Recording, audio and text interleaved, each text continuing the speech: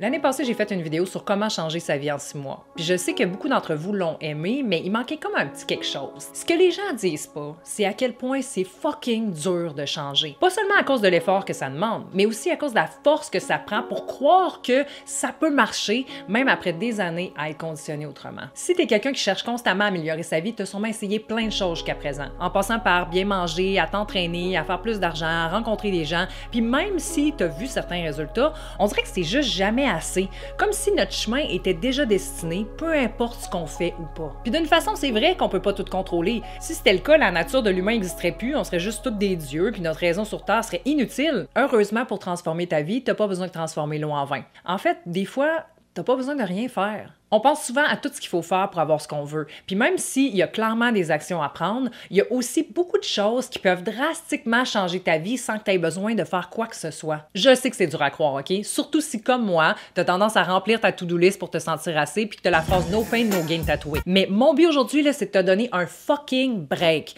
en te partageant des choses qui peuvent changer ta vie sans effort. Sans effort. Premièrement, c'est quand la dernière fois que tu t'es donné un break puis que tu as profité de la vie. Si tu prends pas le temps dans la vie, tu peux pas être connecté à toi, à tes besoins, aux signes que tu reçois, aux choses que tu veux découvrir, aux émotions qui se cachent derrière tes pensées ou tes douleurs physiques. T'es pas là. Tu fais juste faire sans jamais arrêter. T'es comme une machine dans un corps qui avance puis t'oublies que t'as été placé ici pour une raison. Puis cette raison-là, c'est d'être assez présent pour faire ce que t'aimes vraiment puis ce qui sert les gens autour de toi. Puis pour ça, ça prend du temps pour toi. Je sais qu'on a des billes à payer, des gens à s'occuper, des tâches à faire, mais si tu veux changer ta vie, si tu veux vraiment être heureux ou heureuse dans la vie, tu as besoin de temps pour toi. Tu as besoin d'incorporer dans ta routine quelque chose de lent sans aucun plan. Tu as besoin d'être confortable avec la personne que tu es sans faire quelque chose pour t'occuper. Parce que c'est en faisant ça, ou en fait en faisant rien, que tu laisses de la place à des nouvelles pensées qui, elles, peuvent transformer beaucoup plus de choses que toi en une seule journée. On a tendance à sentir qu'on change puis qu'on évolue seulement quand on accomplit des choses. Puis même si ces choses-là influencent notre image de nous-mêmes puis nous motivent à continuer, on a besoin de découvrir qui on est sans toutes les choses qu'on s'impose pour se valoriser. Ce qui m'amène à la deuxième façon de changer sa vie sans effort, qui est de retirer certaines choses de ta vie. Parce que c'est pas toujours à propos de ce que tu ajoutes, mais aussi de ce que tu arrêtes de faire. Qu'est-ce qui, selon toi, prend trop de place dans ta vie? Qu'est-ce qui te fait pas sentir bien quand tu es en contact avec ou quand tu le fais? Évidemment, il y a des choses qui nous font pas sentir bien quand on les fait, comme s'entraîner par exemple, mais qui nous amènent plein de bienfaits après. Mais est-ce qu'il y a des choses que tu sais que tu peux arrêter de faire pour focusser sur quelque chose de plus important pour toi? Puis là, je dis choses, mais ça peut être ton environnement, ça peut être des personnes qui drainent ton énergie, ça peut être une pensée qui revient constamment. Tout ça, ça peut te limiter énormément si tu veux changer qui t'es puis ta vie. Parce que ça prend non seulement de la place, mais ça te garde dans un état d'esprit qui ne matche pas avec ce que tu veux dans la vie. Puis tu sais, t'es pas obligé de l'enlever complètement de ta vie. Tu peux juste diminuer la fréquence que ça se produit ou prendre une pause. Troisièmement, je le dis souvent, mais il faut que tu choisisses tes pensées. Notre cerveau est programmé pour enregistrer puis automatiser les informations importantes comme se rappeler comment marcher ou manger. Fait qu'il nous répète constamment les mêmes pensées dans notre inconscient. Le problème, c'est qu'il enregistre aussi les traumas puis les croyances qui sont nées de ça. Fait que sans qu'on s'en rende compte, on a tous des messages qui continuent de nous jouer dans la tête quand quelque chose se passe ou se passe pas. C'est comme devenu une genre de prophétie qui nous guide dans la vie. Joe Dispenza, un scientifique puis professeur spécialisé dans les schémas de pensée, dit que 95% de ce qu'on est vient de comportements puis d'émotions automatisées. Ce qui explique pourquoi on sent souvent qu'on est victime de sa propre vie comme si on était dans un show télévisé de 50 saisons déjà écrites. En gros, on est addict aux mêmes pensées, ce qui en soi peut nous avoir servi à se protéger depuis des années. Mais comme toute addiction, si on veut se libérer, il faut arriver à se sevrer. Souvent, quand on veut changer, on pense aux actions qu'il faut faire différemment. Mais si tu retombes toujours dans tes vieilles habitudes, c'est parce que ta perception, elle, reste la même. Puis c'est ça qu'il faut changer. Fait que si tu veux changer, il faut d'abord que tu arrêtes de nourrir les pensées qui sabotent tes chances de changer. Puis là, le but, c'est pas de te sentir mal ou d'invalider comment tu te sens parce que ça pourrait encore plus t'influencer négativement.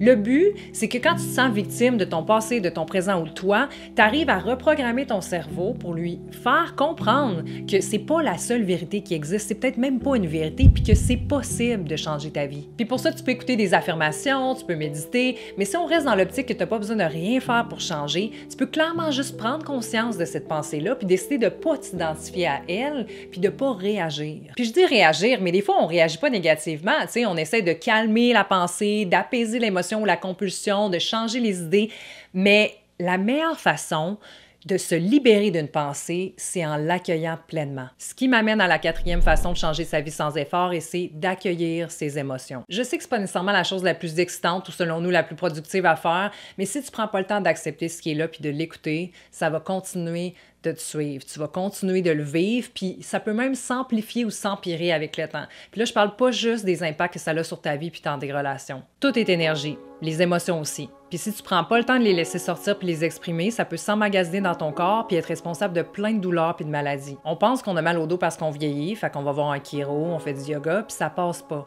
Parce que le vrai problème, là, c'est pas notre corps, c'est les émotions qu'on ignore depuis des années ou qu'on n'a pas osé vivre pleinement quand ça s'est passé. Le meilleur conseil que je peux te donner quand tu vis une émotion inconfortable, c'est de la vivre.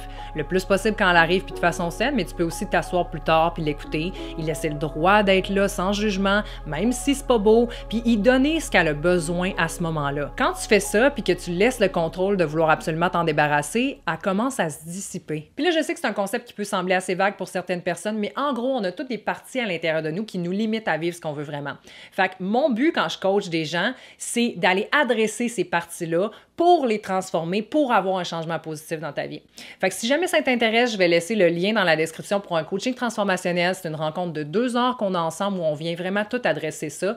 Les détails vont être dans la description. Cinquièmement, les actions que tu prends continuent d'avoir des répercussions même quand tu les fais pas. Une des raisons pourquoi les gens abandonnent après avoir commencé à changer, c'est que les efforts sont trop grands pour les résultats obtenus jusqu'à présent. C'est comme si on voyait qu'il fallait continuer à faire constamment pour la vie pendant des années ces efforts-là. Fait qu'on est mieux abandonner que de continuer de faire ça. Mais les habitudes que tu as en ce moment ne sont pas obligées d'être pour la vie. Voir un coach de vie peut continuer d'avoir un impact positif dans ta vie même après des années. Partir en voyage peut t'amener sur un chemin de vie complètement différent. Te mettre sur une application peut te faire rencontrer l'amour de ta vie avec qui tu continues de partager ton quotidien. Méditer pendant des mois peut t'avoir permis de traverser une période difficile puis de te faire prendre conscience de ce qui est vraiment important pour toi maintenant. Mon message ici, c'est pas de faire ces choses-là, même si tu as le droit puis que ça prend des actions pour avoir des répercussions dans ta vie. Mais c'est aussi important que tu vois que les actions que tu as pris jusqu'à présent continue d'avoir un impact positif dans ta vie, même en faisant rien. Ce qui m'amène à la 6e façon de changer sa vie sans effort, et c'est d'être reconnaissant. On fixe tellement sur ce qui marche pas puis les actions à prendre pour changer ça qu'on oublie tout ce qui marche puis ce qu'on prend souvent pour acquis. En tout cas, moi je sais que j'ai tendance à faire ça. Être reconnaissant, ça demande pas de faire quelque chose, ça demande juste de réaliser la chance que tu as. Qu'est-ce qui te rend heureux ou heureuse en ce moment? En quoi tu es chanceux ou chanceuse dans ta vie? C'est quoi les choses que tu prends pour acquis mais que pas tout le monde a? Puis comment tu peux te rappeler de ça plus souvent? On peut avoir tendance à penser ou à rêver que le bonheur est ailleurs, mais ailleurs vient aussi avec ses problèmes que tu peux même pas t'imaginer en ce moment. Fait que prends le temps d'apprécier ce qui est là. Puis en passant, prends le temps aussi de non seulement remercier la vie, mais les gens qui y contribuent, puis toi aussi là-dedans. T'as créé quelque chose d'unique, puis même si c'est pas parfait, ça mérite d'être célébré plus souvent. Donne-toi un peu plus de crédit que ça, OK? Et dernièrement, fais confiance au timing de la vie. Combien de fois j'ai voulu forcer le timing de l'univers pour avoir ce que je veux maintenant? C'est comme si je pensais que tout reposait sur moi parce que c'était ma vie, puis mes choix, mais comme j'ai dit au début de la vidéo, là, t'es pas Dieu, OK? En tout cas, si tu l'es, appelle-moi, j'ai beaucoup de questions. Il y a une raison pourquoi t'as pas ce que tu penses avoir besoin en ce moment. Puis là, je parle pas du fait que c'est pas la bonne chose pour toi ou que ton énergie est pas assez forte pour être avec les aimants qui attirent cette chose-là vers toi. Non, je parle de ton timing de vie. Tu penses que tu es prêt ou prête à avoir ça dans ta vie, mais si je te disais qu'en réalité, tu l'apprécierais pas autant que quand ça va réellement arriver. Peut-être que tu as besoin de souffrir plus pour vraiment voir la beauté de ce qui va se présenter puis être reconnaissant. Peut-être que tu as besoin de plus d'expérience, de compétences, de maturité pour être capable de le conserver dans ta vie puis de pas tout fucker. Peut-être que t'es pas vraiment prête à faire ce qu'il faut ou que t'as pas les moyens pour maintenir ou garder ça dans ta vie en ce moment. On est constamment en période de transition vers ce qu'on veut, puis des fois, ça prend certaines expériences avant d'en arriver là. C'est là que tu es capable de regarder en arrière puis de faire « Oh my God, je comprends maintenant pourquoi j'ai vécu ça, parce que sinon, je serais pas ici. » Puis même si tu es à bonne place sur la map, ça se peut-tu que l'expérience que tu veux vivre, elle, soit pas prête? Ça se peut-tu que l'amour de ta vie soit avec la mauvaise personne en ce moment? T'es pas toute seule là-dedans, OK? Il y a tout qu'un monde qui doit bouger pour que ça fonctionne. Je sais que c'est fucking tough. Moi-même, je suis impatiente, puis si je vis pas ma vie de rêve, que je me sens pas alignée, j'ai l'impression que je fais quelque chose de pas correct. Mais sois patient ou patiente, puis laisse la vie faire sa job aussi. T'es peut-être à 2 semaines de rencontrer ton âme sœur ou d'avoir un déclic qui va tout changer. Tu le sais pas. Présentement, t'es là où t'es supposé d'être pour devenir la personne que tu veux vraiment. Puis je sais que peut-être que tu souffres, peut-être que tu as de la misère à y croire, peut-être que tu sais pas comment, mais ton expérience de vie est là pour te montrer ce que tu as besoin d'être et faire pour continuer d'évoluer là-dedans. C'était Émilie Brousseau, j'espère que vous avez aimé. Si c'est le cas, n'oubliez pas de me le faire savoir en likant, partageant, commentant et vous abonnant, bien sûr. Merci infiniment de faire partie de cette belle communauté. Je t'invite, si tu le sens, à partager comment tu changes ta vie sans effort, ou du moins comment ça se passe pour toi en ce moment. J'adore vous lire, j'adore vous voir interagir, je sais que ça l'aide les gens dans cette communauté-là, donc merci d'y contribuer à ta façon. Et si jamais tu désires être accompagné en privé avec moi, individuellement, virtuellement, peu importe où dans le monde, sache que c'est possible, il y a différentes options qui s'offrent à toi, je vais laisser le lien dans la description. Et pour finir, il y a beaucoup de « et », j'ai un nouveau programme qui va sortir très bientôt, qui était très en demande, que ça fait longtemps que je mets tout mon amour, tout ce que j'ai dedans pour les gens qui vivent une rupture amoureuse. C'est un programme qui va servir à traverser la rupture amoureuse et à passer à autre chose dans ta vie en 14 jours. Donc ça aussi, c'est dans la description si ça t'intéresse. Et sur ce, merci. On se revoit bientôt. Namaste, guys! Et